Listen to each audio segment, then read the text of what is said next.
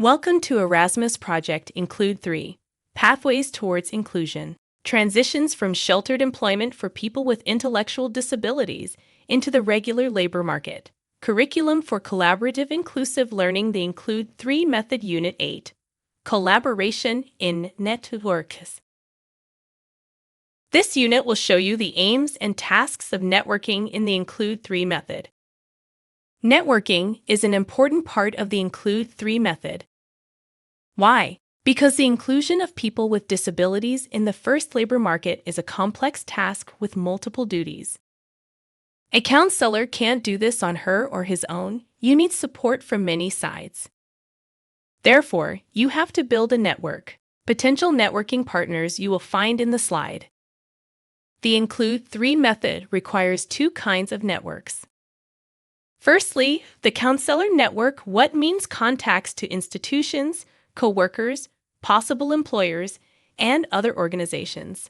This network is for the CGC himself and also for the client.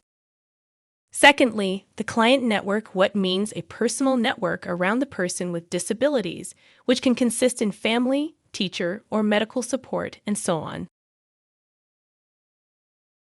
Make a list of the networking partners of your counselor network with contact information and the special support the partners can deliver. The networking part of the Include3 method stands on four main columns. The first one is knowledge. That means gathering information on the opportunities of the person with disabilities, as are trainings, financings, and so on, new mentoring programs, or special offers of institutions or employers. The second column is cooperation. That means building contacts for a qualitatively appropriate guidance, what is important for interacting within the social context. The third column is collaboration. That means co-working with institutions and other organizations for the interest of the person with disabilities. The fourth column is reflection. What means discussing the strategies and possibilities, which can maximize the results for the person with disabilities.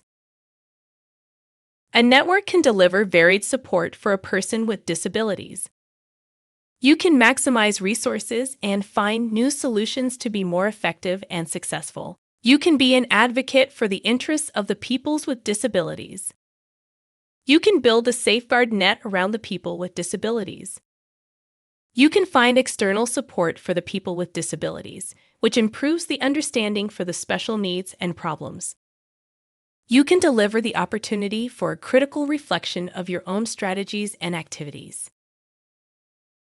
As a career guidance counselor, you need some skills to build this network. The communicative skills, besides your personal attitude, is to listen actively to your partner in communication. That means not just the verbal, but also the nonverbal communication. The relations you have to build must stand on confidence, empathy, understanding, and a frequent contact. You must present yourself on events or conferences or in online networks, and you have to share your own experiences in the working surroundings. The last part is the follow-up, which means to keep in contact with the networking partners to share your information and to connect the partners with other networkers. To practice these skills, you have to look for opportunities that can be events, business fairs, also business social media platforms like LinkedIn. Make an elevator pitch for your self-presentation at a networking event. For a fruitful networking, you have to act professional and in the interest of the people with disabilities. Accept the leading role in the collaboration with the different players. Support the employer and the people with disabilities. Respect the right of self-determined living for the people with disabilities. Respect the time and the resources of the employers. Coordinate the communication between the people with disabilities and the institutions. Find a balance between the different interests of the players. Deliver transparency in all processes. Fill in a quiz with 2 questions to counselor networking.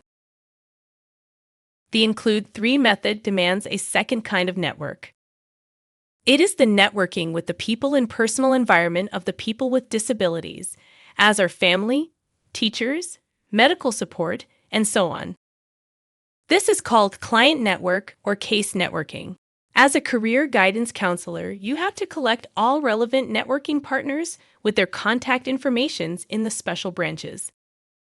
Put all in a mind map or another tool for visualization. Add the special problems of the people with disabilities and combine this with the relevant networking partners. This mind map can be shared with relevant partners or colleagues in your own institution. Keep in mind that it is usable for other social workers in case of your vacancy or other kinds of absence. You can downsize the client network also for the use of the person with disabilities itself. Make a digital min map or other visual format to give an overview of the network of the people with disabilities. You can add contact information and the special support from this networking partner. You can do this, for example, with PowerPoint or Canva. You have reached the end of Unit 8. In Unit 9, you will now learn how to reflect on integration process and coping.